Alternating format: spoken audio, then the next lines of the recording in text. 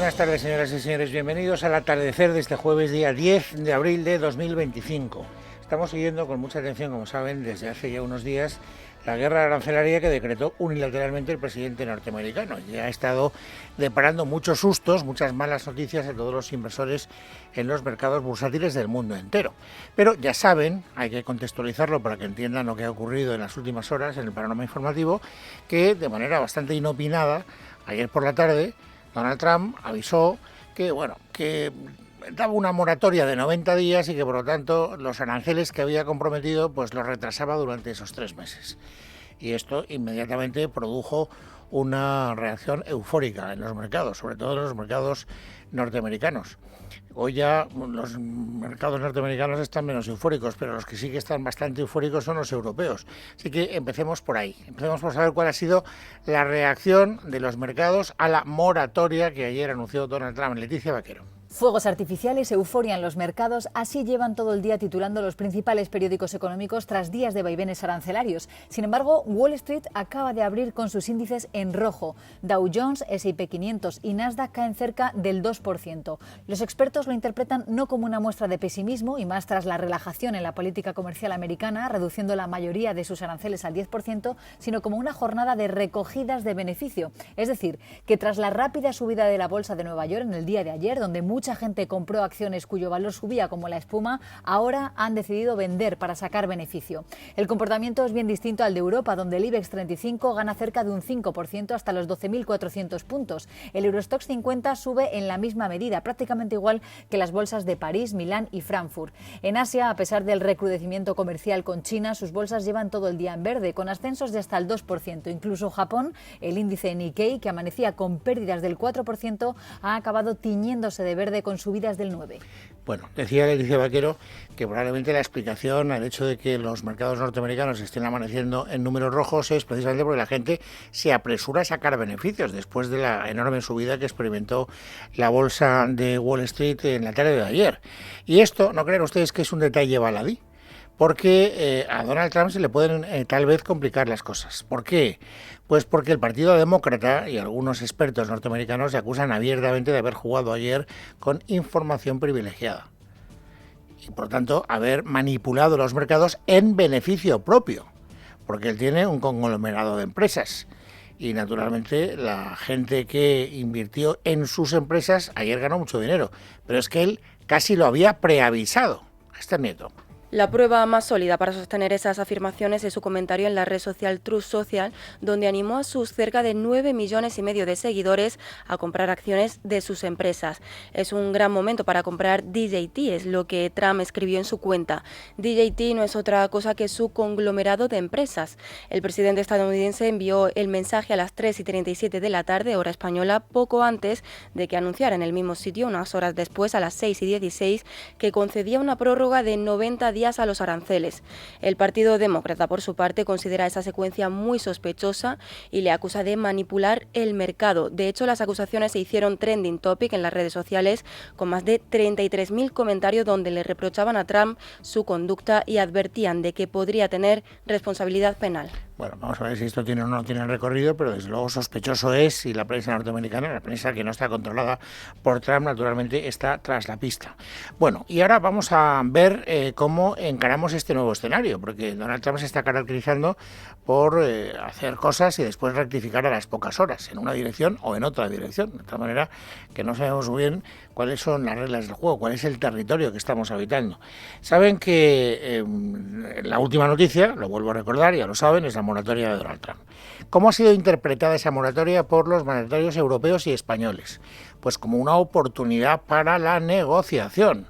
Primero en decirlo ha sido el propio presidente del gobierno, que está camino de China, Pedro Sánchez. La medida anunciada por la administración estadounidense, a falta de ver exactamente los matices de la misma, nos parece una puerta a la negociación y, por tanto, al acuerdo entre países. Bueno, esto lo han dicho también los portavoces de la Comisión Europea, justo es decirlo, lo han dicho naturalmente todos los portavoces del Partido Socialista que han salido a la palestra, porque si el presidente del gobierno mantiene esa tesis, ellos no van a defender una tesis distinta. Y también, y esto tal vez sea más significativo, lo ha defendido el ministro de Economía, Carlos Carlos Cuerpo, que es el hombre encargado por Sánchez, por el presidente del gobierno, de sacar adelante un plan de ayuda a las empresas más afectadas y además de consensuar ese plan con todos los agentes afectados y también con todos los grupos parlamentarios y las comunidades autónomas. Hoy se ha reunido con las comunidades autónomas. Y después de esa reunión, pues él ha querido también subrayar, remarcar esta idea de ventana para el diálogo que le oíamos a Pedro Sánchez. El ministro Cuerpo lo ha explicado así. Es bienvenido este paso. De hecho, ya habréis visto, creo que se ha anunciado la propia presidenta de la Comisión Europea, de nuevo con una visión unitaria desde Europa, apoyando la actuación de la Comisión. Lo que se está lanzando es un mensaje de mano tendida, con también esa suspensión durante 90 días de la implementación de las medidas que ya tenían que haber empezado a tener lugar el próximo 15 de abril. Estamos respondiendo. Yo creo que con una visión muy constructiva por parte de la Unión Europea y de los Estados miembros para aprovechar, si es que hay una ventana de oportunidad, para llegar a un acuerdo. Bueno, por lo tanto, insisto, un mensaje coincidente entre el presidente del Gobierno, el ministro de Economía y también los responsables de la Comisión Europea.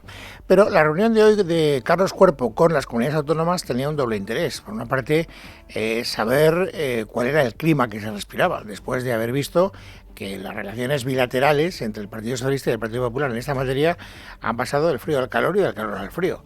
Empezaron fríos, después se aproximaron, cuando parecía que estaban cerca apareció la sospechosa declaración de Junts per Catalunya diciendo que el gobierno había pactado con ellos que el 25% de las ayudas se irían a Cataluña y eso hizo que el Partido Popular reculara. Por lo tanto, ¿cuál era el clima con el que se iban a enfrentar hoy las dos partes? El gobierno y las comunidades autónomas. Ya saben que 13 de ellas, 13 de las 17, están gobernadas por el Partido Popular. Bueno, según Cuerpo, después de la reunión, el clima ha sido excelente. Ha sido una reunión constructiva y muy productiva. Hemos compartido todos la necesidad de actuar de manera inmediata, actuar rápido para proteger a nuestras empresas y a nuestros trabajadores. Y seguir dialogando, de tal manera que se van a seguir viendo, es decir, han establecido, digamos, un calendario de reuniones, en unos casos mensual, escúchenlo, y en otros casos hasta semanal. Hemos acordado que este grupo se va a reunir con una frecuencia mensual a partir de ahora y además hemos acordado la creación de grupos de seguimiento semanal a nivel de director general para tener, como decía, la información y el análisis lo más actualizado posible para que podamos ir, en la medida de lo necesario, adaptando precisamente, rediseñando esta respuesta si es que fuera necesario. Por lo tanto, voluntad de diálogo, voluntad de llegar a acuerdos, digamos que de manera formal la versión del ministro, que luego veremos que coincide también con las pocas opiniones que han emitido en público las representantes o los representantes de las comunidades autónomas en donde gobierna el Partido Popular. Pero claro, la cuestión no era solo formal. Por eso les decía hace un momento que había un doble interés. Primero sí, a ver cómo era el clima de diálogo, pero sobre todo a ver si se desbloqueaba lo que para el Partido Popular era la gran pega del apoyo al Real Decreto impulsado por el Gobierno. Y esa pega es el supuesto pacto suscrito en secreto entre el Gobierno y Junts per Catalunya para que el 25% vaya a Cataluña. Hoy lo que ha dicho Cuerpo, sin citar a Junts y sin entrar en materia, es que ha quedado claro, dice Cuerpo, en la reunión de hoy, que el reparto no se va a hacer por territorios, se va a hacer por empresas y que eso tiene que quedar manifiestamente claro. El mensaje es muy claro, las ayudas van a llegar a las empresas que lo necesiten. Y este es lo que recoge el propio Real Decreto Ley. Y como he dicho antes, somos conscientes de que no todos los sectores están igual de expuestos a la economía americana, ni tampoco todos los territorios. Pero que las empresas tengan la tranquilidad de que aquella que lo necesite va a poder acudir a las ayudas y no van a competir entre ellas por el acceso a estos instrumentos financieros. Y en el caso de que incluso necesitáramos elevar los techos, por supuesto que lo haríamos. Bueno, ¿y qué es lo que yo echo de menos? Pues lo que echo de menos es la respuesta o la reacción o la valoración de los representantes del Partido Popular. ¿Se dan por satisfechos? ¿Dan por buenas esas explicaciones? ¿Se acabó, por lo tanto, esa controversia? Pues no lo sé, y digo que no lo sé y lo lamento porque me gustaría contárselo y además me gustaría saberlo y así pues salir de dudas.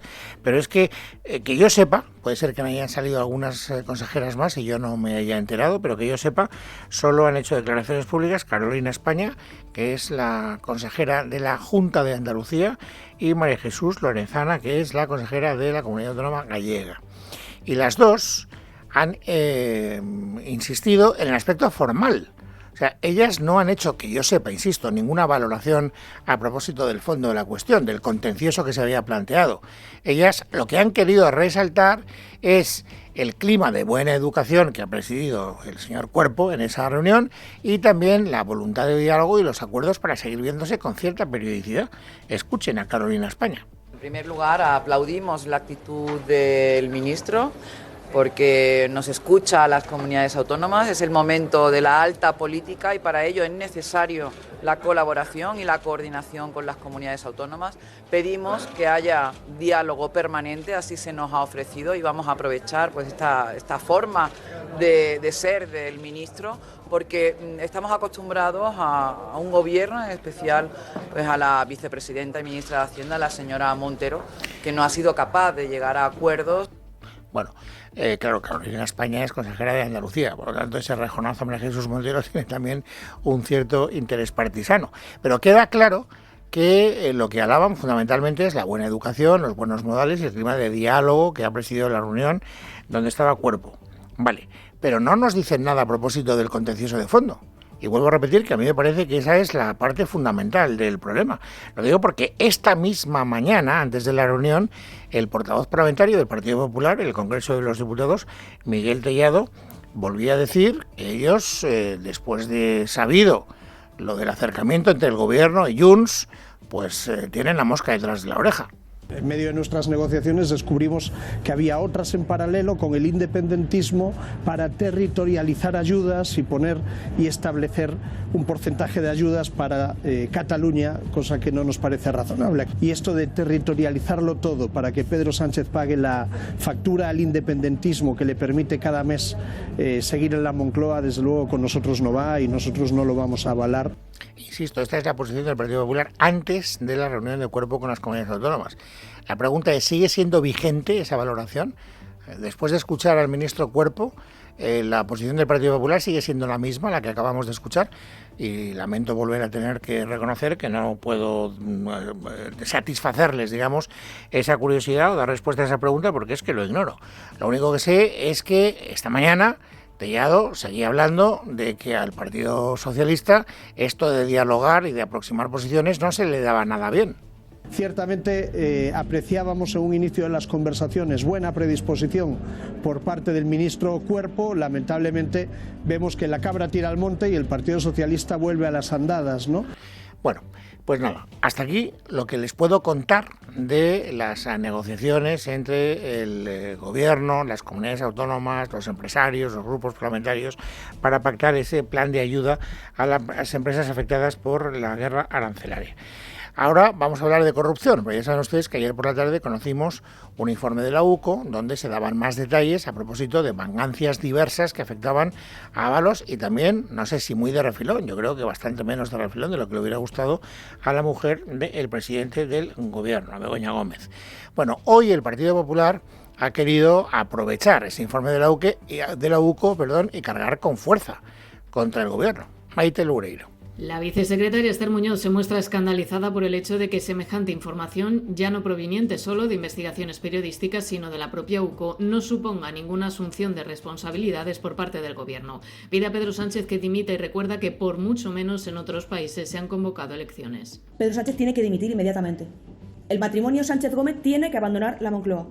Y si Sánchez no tiene la valentía suficiente para dimitir, como haría cualquier demócrata en Europa, ante todas las informaciones que estamos conociendo, lo que tiene que hacer es convocar elecciones. No es de recibo que en un país europeo, con todo lo que se está sabiendo, el presidente del gobierno no dimita. Y solo les quiero decir ¿Se imaginan a la mujer de un presidente del Gobierno del Partido Popular citada en un informe de la Guardia Civil en el marco de una investigación por corrupción? El PP aprovecha también para reivindicar el trabajo del juez Peinado y del juez Llarena en un día en el que el Tribunal Supremo ratifica que no se puede amnistiar el delito de malversación. Piden además al Gobierno que no tenga la tentación de acudir al Constitucional de Conde Pumpido para que le blanquee todos estos escándalos. Bueno, por lo tanto, el Partido Popular, principal partido de la oposición, ataca al Gobierno, cosa que no nos sorprende. ¿Y qué hace el Gobierno para defenderse? Poca cosa. Lo de siempre, ponerse de perfil. Escuchen a Óscar López. Conozco ese informe de la UCO, por cierto, no sé si se va a investigar esa filtración como otras, porque otras investigan, esa no lo sé, pero insisto en que el rescate fue absolutamente impecable, que ha superado todos los filtros. De verdad, España es un país serio, ese rescate no es una operación menor, es una operación grande, como se puede usted imaginar, que se ha hecho no solo en España, se han hecho en muchos países de Europa rescates similares, incluso más grandes, y que pasaron todos los controles a nivel nacional y a nivel europeo. Bueno, luego lo escucharemos, a Óscar López, enseguida lo vamos a escuchar, porque, decir, es que no hay nada nuevo bajo el sol que les voy a contar, si esta es una historia que no sabemos de memoria, pero a mí me sigue sorprendiendo, nunca me acostumbraré a la cara dura de los políticos, y en esto permítanme ustedes que generalice, porque no es un mal exclusivo del Partido Socialista hasta donde a mí se me alcanza. Fíjense, ahora van a escuchar a Patxi López. Patxi López es el portavoz parlamentario del Partido Socialista en el Congreso de los Diputados.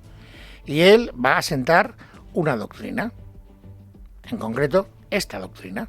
Bueno, pero esto está en los tribunales y por lo tanto yo lo que espero es que esto acabe de una vez y se sepa toda la verdad y que los tribunales sean los que determinen qué ha sucedido y qué responsabilidad hay detrás de lo sucedido, en lugar de estar todo el día valorando cosas que no sabemos cómo van a acabar. Es que me hace gracia. O sea, a ver si lo entiendo bien. Cuando un asunto está siendo investigado por los tribunales, dejemos que sean los tribunales los que trabajen y nosotros, los políticos, dejémonos de hacer valoraciones de cosas que desconocemos. Esta es la doctrina que acaba de sentar, ustedes lo han escuchado, el señor López. Y entonces me pregunto, ¿y por qué no la aplican ustedes cuando se trata de mirar a los casos de corrupción que afectan al partido de enfrente, en este caso al Partido Popular? Porque ahora veremos que hoy ha tenido que ir a declarar el novio de Isabel Díaz Ayuso. Bueno, pues antes de esa declaración le han preguntado a Óscar López. Por eso les decía que íbamos a volver a escuchar a Óscar López, al ministro más locuaz del gobierno. Y entonces, fíjense ustedes hasta qué punto incumple de manera flagrante la doctrina que acaba de sentar Patxi López. Yo fui presidente de Paradores, igual que la pareja de la señora Ayuso trabajaba en Quirón, parece ser, o tenía intereses que Quirón. Por eso el jefe de gabinete le tenía grabado como Alberto Quirón, no le tenía como, fíjese, como, no sé, como Alberto Amador o como Alberto pareja de la presidenta, no, era Alberto Quirón. Está todo dicho, oiga, si cada día que pasa es un día menos para que salte a los aires todos los chanchullos de la señora Ayuso. Los chanchullos de la señora Ayuso. Pero no hemos quedado que Patxi López dice que no hagamos ese tipo de juicios sobre cosas que desconocemos hasta que se pronuncie la justicia, señor López. En fin, quiero decir, es que no, tampoco vamos a sacar más punta a este asunto porque tiene el recorrido que tiene, que es más bien limitado. Informativamente hablando, que nos interesa cómo ha ido la comparecencia del novio de Isabel Díaz Ayuso ante la justicia, Miguel Ángel Pérez. Buenas tardes. Alberto González Amador ha declarado este jueves como investigado durante 2 horas y media ante la juez Inmaculada Iglesias en el marco de la pieza separada abierta por la posible comisión de delitos de corrupción en los negocios y administración desleal, diferentes a los que se instruyen en la pieza principal sobre un presunto fraude fiscal. Fuentes jurídicas consultadas por Libertad Digital apuntan que el novio de la presidenta madrileña Isabel Díaz Ayuso ha detallado en sede judicial la compra de la empresa Círculo de Belleza, que es investigada y ha justificado su valor porque esta sociedad disponía de una importante red de distribución que le interesaba. Según González Amador, la inspección fiscal nunca cuestionó esta operación. Además, ha explicado que todos sus ingresos de Quirón Prevención ya están detallados y aportados ante la propia inspección fiscal y los ha repasado en sede judicial. A su vez, el novio de la presidenta madrileña no ha respondido a las acusaciones populares de PSOE y Más Madrid y su defensa solicitado su expulsión de la causa. González Amador se ha mostrado feliz y contento tras su comparecencia, aunque no ha querido hacer declaraciones a los medios de comunicación a la salida del juzgado. Bueno, todavía necesito la colaboración de Miguel Ángel Pérez porque hay otra noticia también en el ámbito judicial que quiero que conozcas con detalle. Y es que hoy el Tribunal Supremo ha ratificado que no piensa aplicar la ley de amnistía por el delito de malversación a Carles Puigdemont. Miguel Ángel nos da los detalles. En el auto al que ha tenido acceso Libertad Digital, la Sala de Apelación del Tribunal Supremo señala que la decisión del instructor Pablo Llarena no contraviene la voluntad del legislador porque éste en el trámite parlamentario introdujo una modificación en la ley de amnistía y dispuso la inaplicación de la amnistía al delito de malversación cuando se hubiere actuado con un propósito de beneficio personal de carácter patrimonial, lo que obliga al tribunal a interpretar esa excepción. El auto señala que la interpretación realizada por el auto impugnado no es extravagante, tiene sólido asidero en la interpretación de los términos literales de la norma conforme a criterios de normalidad lingüística, no es en modo alguna contraria a ningún valor o principio constitucional y por último no está en contradicción con la orientación material de la norma en tanto que ésta estableció una excepción singular para las personas investigadas por posibles delitos de malversación, excepto cuyo concreto significado es el que se postula en la resolución impugnada, por más que no esté exento de dificultades. Cabe destacar que a partir de ahora, previsiblemente, Carles Puigdemont presente un recurso de amparo ante el Tribunal Constitucional de Conde Pumpido. Bueno, y antes de presentar ese recurso, naturalmente se tiene, de hecho ya lo ha hecho, que posicionarse ante la opinión pública, no utilizando, digamos, los canales convencionales, sino las redes sociales, que es el circuito elegido hoy por Carles Puigdemont para fijar la respuesta a esta decisión del Tribunal Supremo. Verónica Jorro. Buenas tardes. El fugado Carles Puigdemont asegura que la decisión del Supremo confirma la actitud de rebeldía contra el poder legislativo y la pataleta ante una ley que no les gusta, dice, y que les lleva a retorcer la interpretación del supuesto delito de malversación. Es lo que dice Puigdemont en la red social X, donde también manifiesta que no le sorprende ni en el fondo ni en la forma. También recurre a la ironía para considerar que es otra muestra de la normalidad que pregona, dice, el poder político y mediático de Cataluña, en una alusión velada al presidente de Cataluña, el socialista Salvador Illa. En su mensaje, el fugado agrega que iban juntos a las manifestaciones que querían conseguir esto que el Tribunal Supremo está haciendo, en referencia a la participación de Illa en la manifestación contra la independencia de Cataluña convocada por Sociedad Civil Catalana el 8 de octubre de 2017. Por su parte, el secretario general de Junts, Jordi Turull, también en X, acusa al Supremo de seguir con su guión de persecución y prevaricadora contra Puigdemont y el conjunto del independentismo al ratificar su decisión de no aplicarle la amnistía. Bueno, pues es jueves, es 10 de abril de 2025. Vamos, amigos, ahora a completar el paisaje informativo sobresaliente del día. Noelia Bautista, bienvenida, buenas tardes. Buenas tardes, Luis. Como dices, habéis hecho ya repaso de los mercados en la apertura de Wall Street, que en estos momentos está en rojo, pero vamos a seguir en el otro lado del Atlántico porque tenemos noticia allí en los mercados y también en la esfera política. A pesar de la pausa de los aranceles de la deriva de Trump y su administración con esta guerra arancelaria, sepan que despierta mucho recelo y por ello, sobre todo, un mensaje que lanzó ayer antes de anunciar esa pausa en las redes sociales. Mensaje que decía: es un gran momento para comprar. Sepan que a esta hora varios congresistas del Partido Demócrata han expresado públicamente la necesidad de investigar qué personas en el seno de la administración tenían conocimiento del cambio de postura del presidente de Estados Unidos sobre los aranceles y si sacaron provecho de la información sobre el giro arancelario que iba a dar Trump. Es más, incluso la congresista demócrata Alexandria Ocasio-Cortez se ha mostrado partidaria de que aquellos miembros del Congreso de Estados Unidos que comprasen acciones a las últimas 48 horas lo hagan público. Así que, a la espera de lo que dé de sí esta petición, sepan que los aranceles están en pausa para todos los países, salvo para China, que insiste en que están abiertos al diálogo, pero en igualdad de condiciones. En este sentido, el gigante comunista asegura que si Washington insiste en sus amenazas de chantaje, China va a luchar hasta el final. La postura de China es consecuente y clara. Si quieren dialogar, la puerta está abierta. Si quieren luchar, lucharemos hasta el final, ha dicho una portavoz del Ministerio de Comercio de China. Por cierto, que acaba de llegar a Pekín ya el presidente Pedro Sánchez, lo hace unos minutos, para poner fin allí a su gira que le ha llevado por Vietnam y también por este país. Una gira que observa con lupa a Estados Unidos a la luz de esas declaraciones del secretario del Tesoro de Estados Unidos, Scott Bessent, que dijo que un acercamiento español a China sería como cortarse el cuello. Así que ahora toca mirar a Sánchez y a este le toca remar entre dos aguas. Y lo ha hecho de momento poniendo en valor la pausa anunciada por Donald Trump. Porque nadie gana en una guerra comercial, todos pierden. Por eso, la medida anunciada por la Administración estadounidense, a falta de ver exactamente los matices de la misma, nos parece una puerta a la negociación y, por tanto, al acuerdo entre países. De vuelta a nuestro país, la actualidad ha pasado también por el Congreso de los Diputados, donde hace unos instantes el Pleno ha convalidado este jueves el Real Decreto Ley para repartir los menores migrantes no acompañados que llegan a nuestro país. En concreto, han contado con 179 votos a favor gracias a ese acuerdo alcanzado con Junts, mientras han votado en contra el Partido Popular y Vox. Una medida que ha defendido el ministro de Política Territorial, Ángel Víctor Torres, que ha hecho hincapié en que esta medida no beneficia solo a unos pocos, sino a todos. Es una medida para todas las comunidades autónomas, sin excepción, sin diferencia, sin privilegios y sin señalamiento. Con 600 menores está desbordada una comunidad de 5 millones de habitantes. ¿Qué adjetivo, señorías, pondrían ustedes a una comunidad como Canarias de 2 millones de habitantes que tutela 6.000 menores? Debate en el que ha intervenido también por Coalición Canaria la diputada Cristina Valido, que ha solicitado aplicar la derivación de menores por la urgencia y extraordinaria necesidad.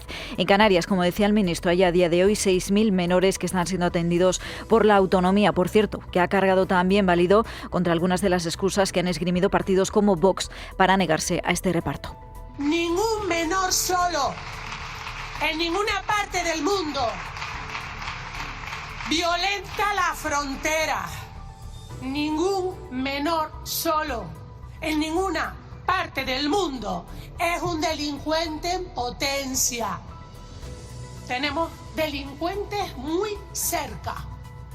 No han violentado ninguna frontera. Nacidos aquí, con DNI español. Por cierto, que la Cámara Baja ha aprobado también la proposición de ley orgánica del PSOE para disolver, en este caso, asociaciones franquistas con el voto en contra de Vox y la abstención del Partido Popular. Y más noticias hasta ahora porque hoy ha habido sesión de control en las Cortes Valencianas y la tensión ha sido patente a 24 horas de que mañana declare ante la juez de Catarroja, Salomé Pradas. Y hoy, además, hemos conocido que la defensa del que fuera secretario autonómico de Emergencias, Emilio Argueso, ha presentado documentación que acredita que alertó a las 14:44 horas de que los barrancos de la comarca de la Ribera estaban a punto de colapsar, y lo hizo en una conversación por WhatsApp con la vicepresidenta Susana Camarero, una revelación que ha utilizado en la Cámara el portavoz socialista José Muñoz contra Amazon. Ha ido mintiendo a los valencianos y valencianas. Ha dicho que nadie le avisó, que no sabía absolutamente nada, que la EMED no le dijo nada, que la Confederación tampoco. Sabemos que el número 2, el secretario autonómico de Emergencias, a las 14:44 horas, les envió un mensaje a su vicepresidenta y le dijo que los barrancos estaban a punto de colapsar. Y la vicepresidenta dijo: Jope, si necesitas algo, nos dices. Bueno, pues ha contestado Carlos Mazón, atacando a los socialistas en este caso, a los que ha espetado que lo que hacen es embarrar y seguir jugando con el dolor de las víctimas. Insiste Mazón en que no tenían más información para actuar. El Magro forata una cuenca sobre la que se tuvo la información, se actuó y se demuestra en esos mensajes que hizo usted. Se estaba actuando en el Magro, se estaba actuando en Forata, porque había información. De donde no había información no se pudo actuar, porque a mediodía se dijo que el barranco estaba seco y hasta las 7 no hubo información. Deje de estar tan desesperado, porque eso es lo que le pasa a usted. Y no solo ha habido tensión en la Asamblea de Madrid, también en la Asamblea de las Cortes Valencianas, también en la Asamblea de Madrid. Allí el arma arrojadiza contra la presidenta Ayuso, que está en Ecuador de viaje oficial, ha sido la ausencia precisamente de Isabel Díaz Ayuso en el día en el que ha declarado ante el juez su pareja, Mar Espinar del PSOE, y Miguel Ángel García, portavoz del Gobierno regional.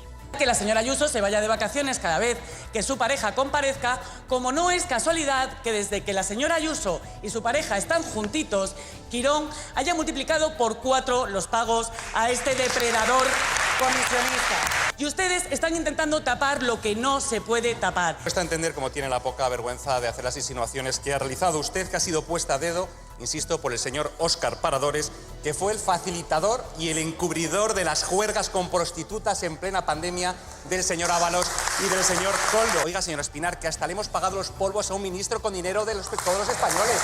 De verdad, no puede dar más vergüenza. Y un sonido más también de nivel de Yone Belarra contra el juez Manuel García Castellón. Comparezco aquí al amparo del artículo 10 del Estatuto del Diputado, que garantiza la inviolabilidad de los diputados y las diputadas por la expresión de sus opiniones durante el ejercicio del cargo y después del ejercicio del cargo. Si viviésemos en una democracia, quien estaría siendo juzgado en el día de hoy es precisamente el juez jubilado Manuel García Castellón. Un juez al que ha vuelto a llamar corrupto, que precisamente es la palabra por la que le ha demandado por vulneración del derecho al honor. Y de Alcaraz ni pío. Esos datos, tú que tienes el dato ahora mismo de ultimísima hora, que te he visto mirarlo, es quien tienes que dar. No, de ultimísima hora no, porque ganó su partido hace ya como una hora. Yo sí que te doy el dato del Barça. El de ayer. El de anoche. Ese ya está viejísimo. De todas maneras, gracias por ofrecerte. Las 4:30, las 3:30 en Canarias. En casa de Herrero. Es Radio.